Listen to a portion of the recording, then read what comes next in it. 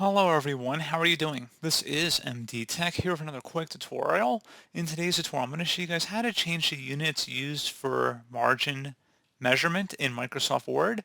So if you want to go from inches to centimeters, perhaps, in today's tutorial, I'm going to show you guys how to do that. And without further ado, let's go ahead and jump right into it. So all you have to do is select the File tab up at the top left, and then go down to Options on the bottom of this left panel here. Select Advanced on the left side. And then you want to go down to Display on the right side.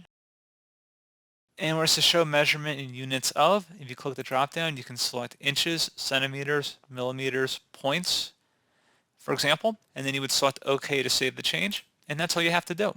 So pretty straightforward process, guys. I hope I was able to help you out. And I do look forward to catching you all in the next tutorial. Goodbye.